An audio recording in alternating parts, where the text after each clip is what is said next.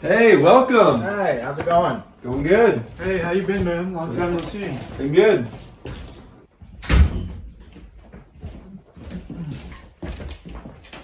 Oh, hey, you doing a little Bible study? Oh, yeah, it's almost Easter, and I like to go through the Easter story. Gets my heart in the right place, you know? Yeah, that makes sense. Yeah, well, you seem to take this stuff pretty seriously. Yeah, I do. What about you guys? Well, I used to, but I asked my mom about it when I was younger, and she just seemed more upset that I was just doubting the whole thing. Some kids at school, they said Jesus never even existed. So, I mean, I struggled with that whole idea, but I still go to church for Easter Sunday, just for my mom's sake. And it's a nice story, but... Oh, what about you? Well, Hey, you're that kid that likes Jesus, right? yeah. You're dumb. Same as him. You know, it's a nice story, but it'd be nicer if it was true. Well, the reason I take it so seriously is because it is true. Yeah, I get it. It's true to you, man. No, if Jesus really died and rose again, that's true for everybody. Me believing it doesn't make it any more or less true. Well, I hate to break it to you, man. Jesus didn't even really exist. Well, how'd you come to that conclusion? Well, I guess I was just going off of everyone else's word. I mean, I've never personally studied the Bible myself. There's some pretty wild stories in there that it just doesn't make sense that any of it would even be true. Well, what about you, Alex? Well, same as him. I can relate to that a lot. I had similar doubts. And, I wanted more out of my faith besides, because I said so. Exactly. Yeah. But you guys said you never read any books or essays to come to that conclusion? I mean, yeah, pretty much. Yeah. So at the very least, you can't say for certain he doesn't exist. That's just what you believe, right? Yeah, I guess so. Yeah, that's fair. Okay, we got some progress. Well, Bart Ehrman, one of the most famous skeptics right now, he doesn't believe in God, doesn't believe Jesus is God or anything supernatural like that. Well, someone came up to him and said that there's no historical or archaeological evidence to support that historical Jesus existed. And do you know what he said? Well, if he doesn't even believe in God, then he'd probably agree with that statement. Just the opposite, actually. He actually said that there is so much evidence that it's not even an issue for scholars of antiquity. There is no scholar in any college or university in the Western world who teaches ancient history, New Testament, early Christianity, or any related field with those who doubts Jesus existed. And it's very common for atheists and skeptics to be teaching those classes. I mean, even Ehrman himself wrote a book defending that Jesus actually existed. And again, that's not evidence in itself, but in his book, there's evidence of abundance of early sources talking about Jesus, even sources outside of the Bible. So you're saying there's sources outside of the Bible that Jesus existed? Yeah, and if you take those ancient historical documents and put those with the New Testament, there's actually more written evidence Jesus existed than there is for Tiberius Caesar, who was the Roman emperor at that time. Wait, are you serious? That's actually pretty crazy. Yeah, and one of the authors Ehrman mentions knew Jesus' brother James. So James would have for sure known if Jesus existed or not. And those outside sources I mentioned earlier weren't friendly Christian sources. They were from Roman and Jewish historians that would have benefited from Jesus not existing. And if they would have benefited from him not existing, why would they make him up or put him in their historical accounts? And an atheist named Gerd Ludemann, who's a New Testament scholar, says there are 15 independent sources that talk about Jesus' death. Ludemann says that Jesus' death as a consequence of crucifixion is indisputable. And if someone died, newsflash, they also existed. And this is from people that would rather Jesus not even exist at all. And so, if anything, that adds even more strength to this claim. I guess that does provide some pretty decent evidence. But if that's the case, why would people say Jesus never even existed?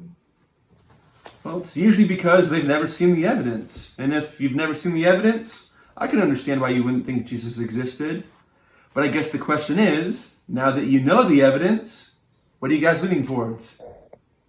I mean, it makes sense that he existed. I can give him that. Yeah, but all the stuff in the Bible still seems too far-fetched. I mean, people don't die and then come back to life. Well, yeah, that's why it's a miracle. Well, miracles don't happen. It makes more sense to me that it never happened. Well, seeing that Jesus existed, and that there's historical evidence for his disciples existing as well, and they were willing to die for this belief that they would have known happened or not, it makes more sense to me to believe that the resurrection did happen, that it was a true historical event. Well, maybe they just covered up Jesus' death. You know what? I thought we could come up with ways that they could have been mistaken. Well, I would love to hear those. So Jesus existed and he died, but that doesn't mean he rose from the dead. True, but outside sources like the Jewish historian Josephus and the Greek historian Phlegon both mention that his resurrection was attested to by the people. Yes, but the people could have been mistaken. Oh yeah, what were some of the ways that you came up with they could have been mistaken? Well, maybe the disciples were just so upset and they needed something to lift up their spirits, so they imagined it. Maybe they had a hallucination that he came back to life. Well, that doesn't make the most sense. How so? Well, imagine this.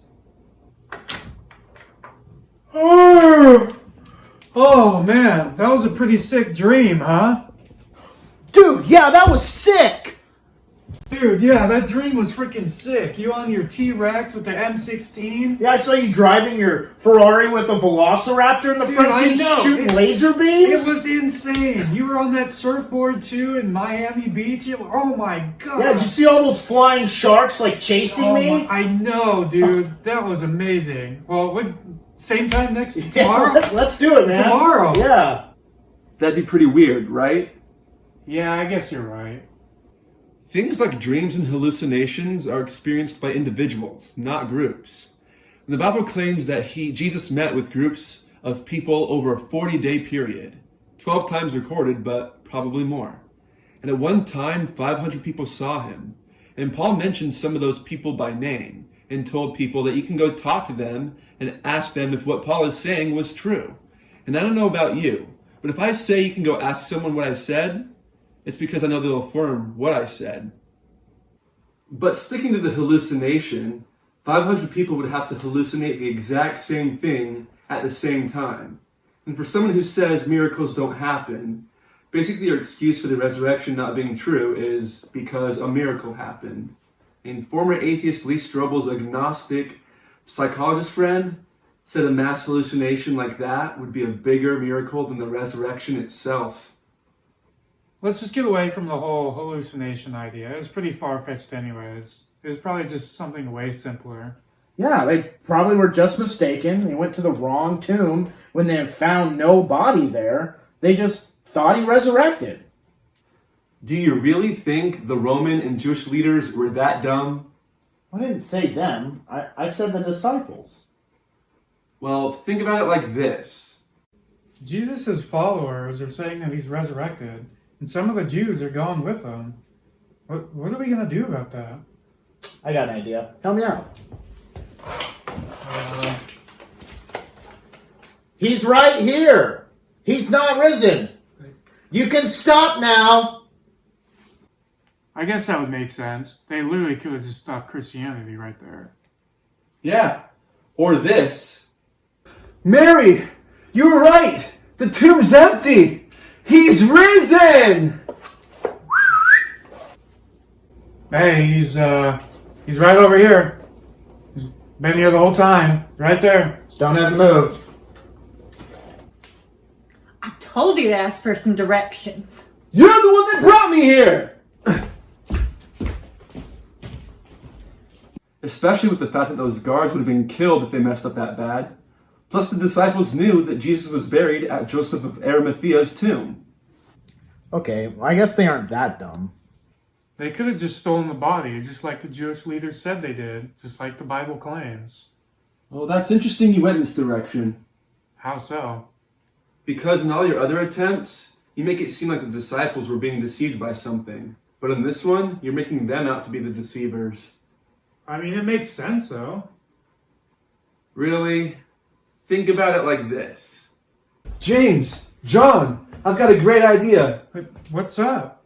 Well, you know how we're God's chosen people and how he's going to save us?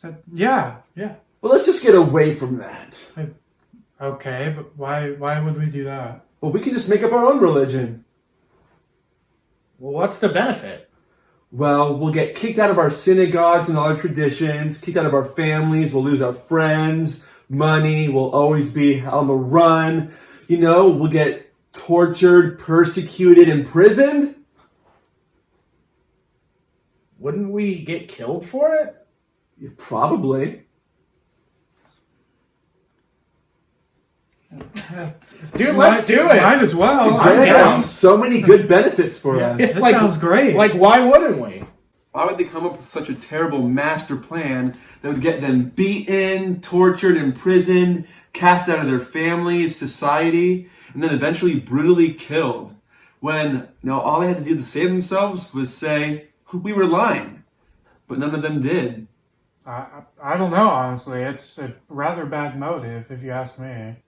And what's interesting is that the Bible claims that it was the Jewish leaders that came up with the lie. Because we see it wouldn't make sense for the disciples to lie about it, and the Jewish leaders didn't parade the body around and squash Christianity. Either way, it points to the idea that the tomb was empty.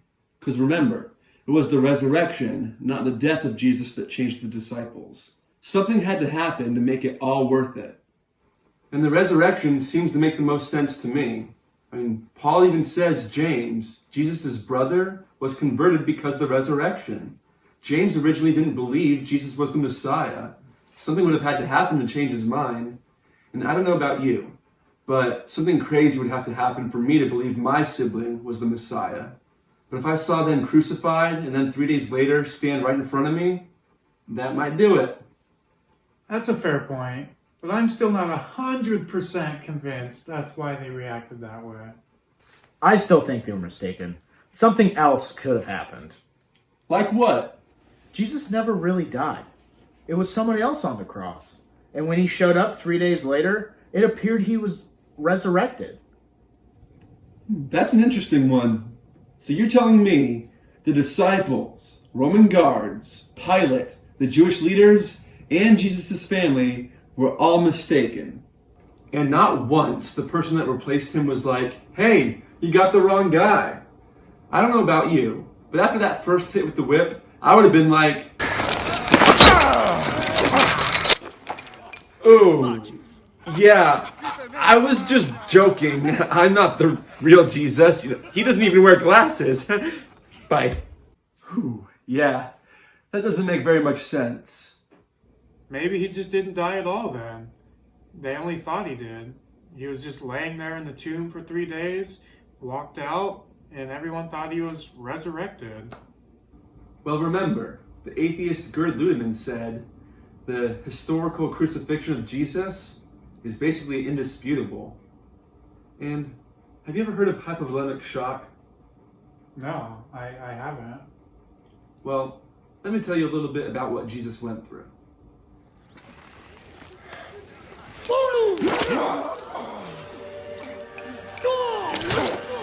Those who were flogged would often go into hypovolemic shock.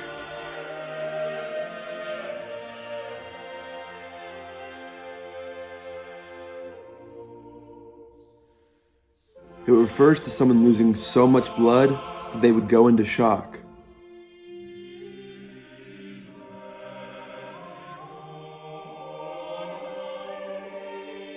The heart would race to pump blood that just wasn't there. It would cause low blood pressure and usually cause the person to faint.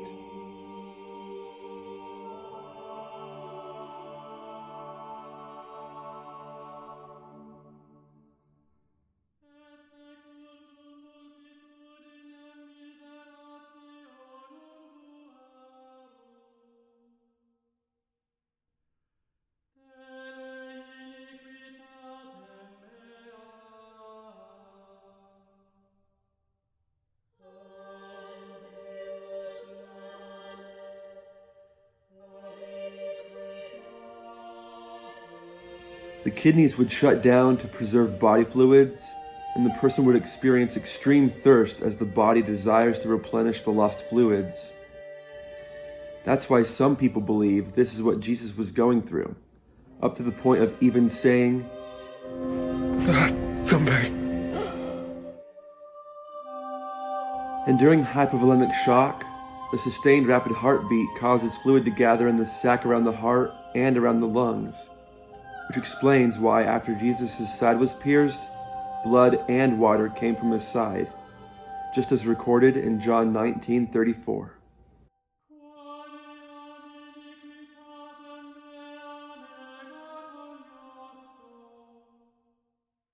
There's no record of anyone ever surviving a Roman crucifixion. They knew what they were doing. And even if this was the one time someone survived, it'd be ludicrous to say that after just 3 days, the person would be fine enough to get up, move a 2-ton boulder, and walk out like nothing happened. Okay, you've made your point. None of these excuses make sense, and it wouldn't make sense for them to lie. Because by all rights, they had more to gain from lying about it rather than all the negative stuff to happen to them. And It would make sense that something did happen that compelled them to preach about this and die for it. They wouldn't die for something they knew was a lie, and the people could have gone to the tomb to see what they said was true.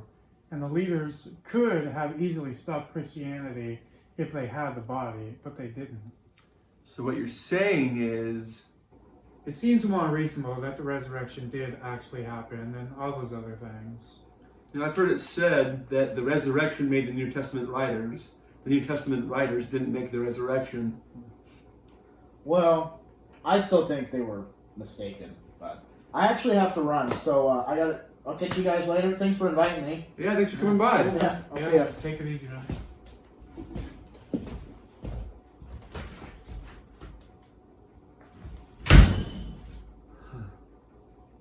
It's crazy to think Jesus went through all of that. Yeah, it's sad he had to do that, but it ended up being a good thing. Well, how's that? If the death and resurrection is true, then that would point us to show that the New Testament and Bible is true, including the part where he died and rose again for our sins, and how that restored relationship with him, so we can spend eternity with him and worship him all the rest of our days. Do you think I can come to church with you on Sunday? Are you sure? It's not Easter for another couple weekends. I'm sure. I want to recommit myself to Jesus and just start pursuing the truth again. Well, I wouldn't wait till tomorrow. Start that relationship today.